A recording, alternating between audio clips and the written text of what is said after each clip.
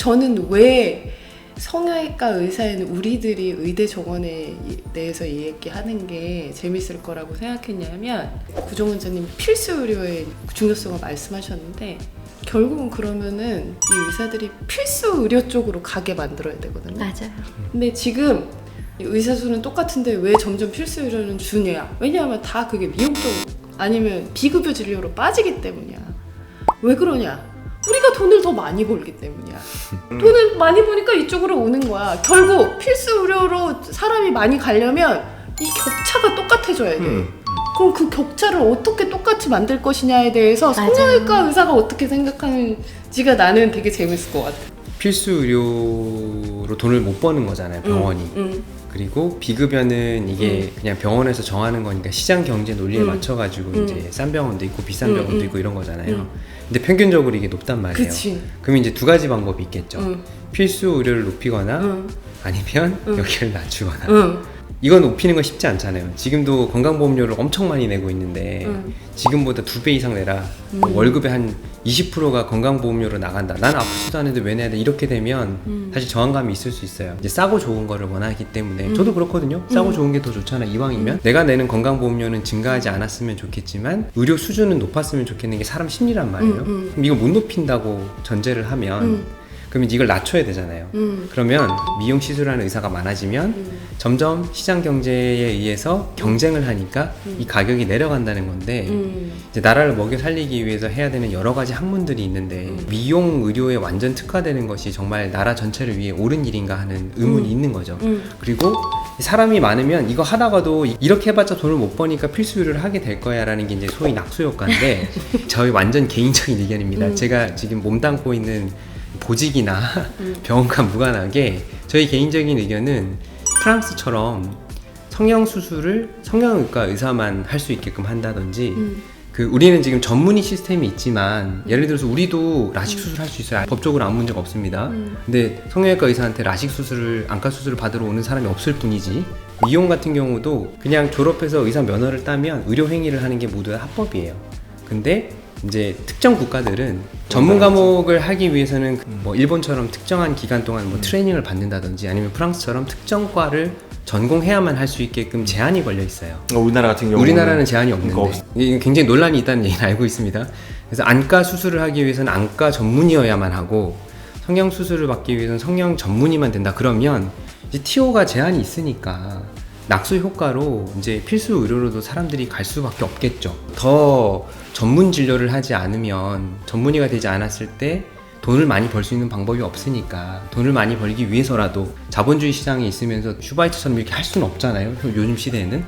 지금 현재 상황에서는 어려운 3년 또는 4년의 힘든 과정에 전문의 과정을 거쳐가지고 나와서 결국 그냥 미용 진료를 할 거면 전문의 과정을 거칠 필요가 없어요. 그러면 레지던트를 지원할 필요가 없고 대학 졸업하고 나서 의사 면허를 딴 다음에 미용병원에서 트레이닝을 받은 다음에 그냥 자기 진료를 하면 돼요.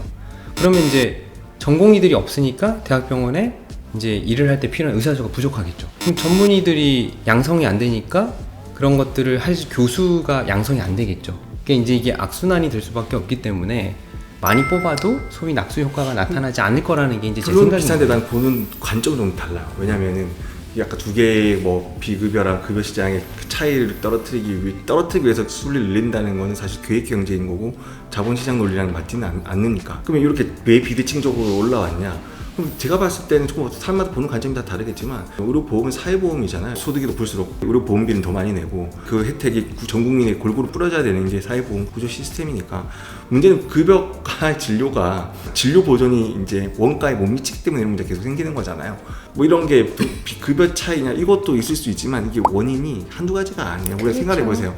우리가 의학 전문대학원을 만들었을 때는 다양한 전공자가 의학 전문대학원을 거쳐서 의과학자 되는 걸 생각을 했었어요. 몇 년간 모두 다 미용 진료를 갔죠. 그분들은 모두 다 수련을 받고 왜냐면 나이가 많기 때문에 수련 받기 부담스럽고 그분들 대부분 미용 시장을 들어온 게 사실입니다. 그런 시행착오를 이미 겪었어요. 겪었는데 여기서 늘린다고 해서 이게 다 해결이 될 거냐? 저는 그렇게 보지 않습니다. 그분들한테 이렇게 가라고 강제할 수는 없죠. 자기 직업 선택의 자유가 있는 거잖아요. 그리고 우리나라 법률적으로 그렇게 전문 과목 잡아주면 저희야 뭐 너무나 좋겠지만, 근데 전체 그렇게 의사 될 리가 중에서 없어요. 성형외과 수술은 10만 명에 뭐 우리가 2만 명 정도 되니까 엄청 이제 소수기 때문에 그게 뭐 확대되지도 않을 거고, 양성되어 있는 의사들이 그러면 필수 진료 뭐 쪽으로 1차 진료 쪽으로 돌릴 수 있게끔 유도를 하는 게 사실은 더 어떻게 빠른 할 거죠. 거냐 말이야. 솔직히 수가 정상화돼야 돼요. 급여 급여지가 정상화가 돼야 돼요. 지금 내고 있는 건강보험료가 대폭 향상돼야 된다는 뜻이 이게- 수가가 올라가야 된다. 수가 올라가요. 진료 수가가 올라가는 게 선제 조건이. 보험료 수가락에 따라 붙는지는 잘 모르겠어. 근데 중요한 거는 예를 들어 뭐 MRF에 말도 안 되는 거 찍는 거 이런 것들 다 까고 실제로 진료가 필요한 사람한테 이제 혜택이 더 가야 그 진료 수가가 사실 올라가는 거예요. 그런 식으로 하려면 단순 감기로 대학병원 오는 거 다 못하게 급여 그렇지. 처리 안 해줘야 그렇게 되는 되고, 거지. 네, 맞아요. 그리고 그게 기본적으로 맞아요. 재정이 부족하기 때문에 건강보험료를 지금보다 훨씬 많이 내야 돼요. 맞아요. 그거는- 뭐 그런 게 방법이 될 수 있어요. 근데 저는- 심지어 이런 것도 생각을 해볼 수 있죠. 감기 진료를 왜 의료보험을 할까? 근데 이제 그게 우리나라 보험의 그 문제가 장점이었는데 단순히 돈의 문제는 아닌 것 같아. 보험 수가를 높여야 된다는 거에 나는 정말 동의를 하는데, 의료 보험을 하고 걷는 모든 재정 중에서 제일 중요한 거는 우리가 죽고 사는 문제가 걸려있는 필수 의료에다 그 돈을 모아야 된다는 거죠. 흩어져 있는 거를 다 잡고 모아야 된다는 거죠. 지금 그 얘기는 감기는 보험 진료를 하지 말자 이거랑 나는 같은 얘기예요. 그래, 비슷한 그 얘기야. 얘기예요. 네, 그런 네. 얘기. 사실은 재정보험을 갉아먹는 아주 큰 부분이 실손보험이거든요. 실손보험을 가입을 한 상태에서 애매모호한 부분에서 실손보험비를 타려면 이게 이걸 써야지 되는 거니까 의료 수요가 갑자기 폭발적으로 늘어난단 말이에요. 근데 이제 그게 실손보험비만으로 충당되는 게 아니라 그 안에서 일부는 보험 부담금이 있단 말이에요. 그러니까 건강보험 재정에서 그 돈이 또 나가고 있기 때문에 의료의 수요가 늘어날수록 건강 재정이 줄어든단 말이에요. 그럼 이제 말씀하신 내용의 등치는 감기와 같은 단순 진료는 병원에 오지 못하게 보험으로 해주지 말고 병원에 오지 실손보험을 못하게가 아니라 시비어리티에 따라서 그건 못해요. 왜냐하면 우리도 이제 인턴 때 그 응급실 받겠지만 응급료를 산정할 때 이게 응급이 아니라고 의사가 체크를 하잖아요. 그럼 그 순간 환자가 몇만 원을 바로 내고 그 뒤에 게 그러니까 쫙 풀려서 비보험으로 진료를 받게 돼요. 그걸 할 수 있냐고. 내가 본 환자인데 나는 실제로 내가 FM대로 그렇게 했다가 이제 멱살 잡힌 적도 있고 원무과에 불려간 적도 있어요. 그러니까 소신 있게 그렇게 했다. 건강보험 재정 아껴보려고 했다. 그래서 시비어리티에 따라서라고 하면 안 되고 그거를 명확하게 정리를 해주지 않으면 의사가 그걸 판단하게 두면 마치 CCTV의 책임을 의사에게 둬서 문제가 생기는 것처럼 이게 보험이냐 아니냐는 의사가 정하지 않게끔 해야지 우리가 욕을 안 먹는 거예요. 네. 의료보험 심평원 가이드에 따라서 이게 급여 이제 인정해주고 안 해주고가 정해져 있거든. 맞아요. 그럼 그거를 좀 더 명확하게 가지고 네. 의료보험 적용 안 해주는 가이드를 아예 잡아버려도 괜찮은 거야. 아니, 그러니까 나는 뭐 그래서- 예를 들자면 기침을 이거- 이제 10일 이상 해야지만 보험이 된다. 뭐 뭐 이런 이런 식으로 식으로. 명확하게 그렇죠. 하면 되는데 이제 그렇게 할 수 있느냐는 거예요. 결국 의대 정원이 많던 적던 간에 지금 의사 내에서 비급여 진료와 급여 진료과 간의 차이를 격차를 줄여야 필수 의료 많이 간다. 근데 급여 진료 비용을 올리려면 말한 대로 감기 같은 거 병원 못 가게 하고, 못 실손보험 오게 못 하게 하고. 우리가 생각하는 K 의료의 장점 누구나 쉽게 병원을 간다 이거를 포기하거나 아니면 돈을 더 많이 걷어서 의료 재정이 커지면 감기 걸린 사람도 병원 오고 필수 의료 진료 받는 사람도 다 급여를 돈 주고 하면서 할 수 있는 거지.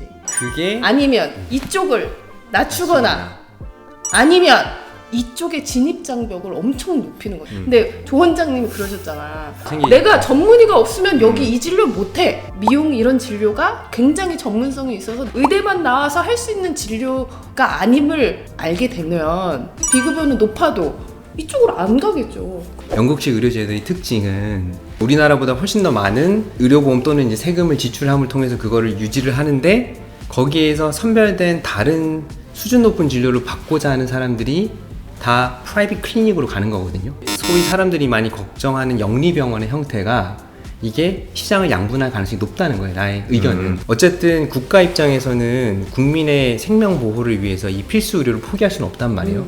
그럼 어느 시점에서는 그러니까 공무원을 비하한다는 뜻은 아닌데 의사들이 공무원화 되게 되면 많은 의사들이 적은 임금으로 별로 높지 않은 수준의 기본적인 의료를 하고 그걸 유지하기 위해서 의사도 많으니까 많은 재정이 투입이 돼야 되는 영국식 의료가 되면서 그럼에도 불구하고 좋은 진료를 받고 싶은 사람들은 뭐 실손보험을 통하거나 이제 영리법인이나 이런 걸 통한 아니면 해외로 가겠지. 앞으로 우리 될 거다. 애들이 우리 나이가 됐을 때 겪게 될 게 걱정이 돼서 그러는 거지. 왜냐면은 의대 정원을 늘리는 게 시장에 영향을 미치는 거는 지금 당장이 아니고 최소 10년에서 15년 뒤잖아요. 변호사들이 그런 얘기를 하거든. 이제 로스쿨이 생기면서 변호사 수가 엄청 많아지고 평균 그 수입이 확 떨어지면서 퀄리티가 떨어진다 이런 얘기를 많이 하는데 실질적으로 국민들이 느끼기에는 변호사가 많아지니까 다양한 곳에서 변호 서비스를 받을 수 있고 서비스가 많이 떨어지지 않다고 생각하기 때문에 그거를 비교해서 생각하는 사람들이 많아요. 그러니까 변호사들은 개별이 수임을 하는 구조잖아. 내가 여기 수임을 했을 때 그 돈을 받는 구조이기 때문에 그 가격이 낮아진 거고 결국에는 의사 수가 늘어난다고 하더라도 우리는 지불 방식이 NHS로 보건소 진료가 아니기 때문에 NHS 특징대로 어떤 행위를 했을 때 보험료가 지급되는 방식이 아니라 인두제로 갈 가능성이 높다는 거예요. 왜냐하면 이 폭발하는 의료 수요를 감당을 못하기 때문에 재정 지출을 늘리는 데는 한계가 있으니까 지출을 줄일 거란 말이에요. 인구수 대비 보험금을 얼마를 지급할 테니까 의사 니네들이 알아서 해 라는 NHS식으로 진료가 변모되게 될 가능성이 굉장히 높은 거를 경고하는 거예요. 우리는. 나는 차가 그렇게라도 되면 다행일 텐데 더 그치? 그래서 더 나는 걱정인 이야기가. 거는 후바나 이런 식으로 난 이게 진짜 붕괴된다고 나락으로 봐. 떨어지는 붕괴가 될까봐 우리가 걱정해서 이런 얘기를 하는 거지.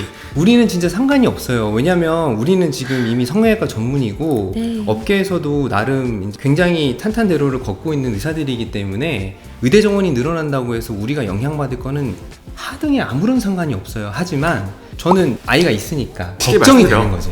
우리의 자녀들이 진료를 받을 거니까 우리의 자녀들에게 필수 의료는 줘야 될 거 아니야. 그러니까 나는 정말 이렇게 생각해요. 안전하게 유지하기 위해서 필요한 직업들이 있잖아요. 우리가 말하는 뭐 경찰관, 소방관, 뭐 의사. 그래서 어린이들이 제일 되고 싶은 게 남한테 선한 영향력을 끼칠 수 있는 유튜버? 의사.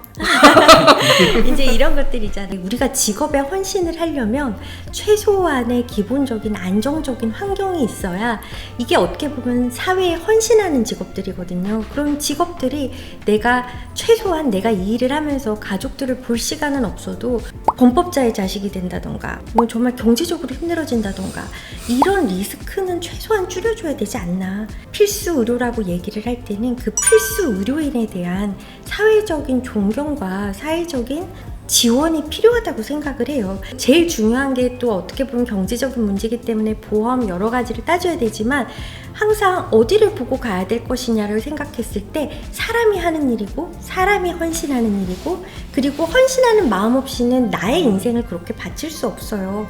사회적인 존경과 그리고 관심이 필요하지 따뜻한 시선이 필요하지. 근데 이제 그런 소수를 가지고 의사 집단 전체를 매도하고 이런 분위기들이 좀 저는 지양이 돼야지 조금 더 필수 의료에 대해서 필요한 지원을 할 수 있을 거라고 생각을 해요. 어쨌든 우리가 넷이 다 동의하는 부분은 필수 의료가 대단히 중요한데 밥그릇 문제가 아니라 좀 걱정이 된다. 사회적으로 다 힘드니까 이런 문제가 있는 게 아닌가 싶은데 걱정은 이제 인구가 너무 줄어들고 있으니까 출생률이 0.77?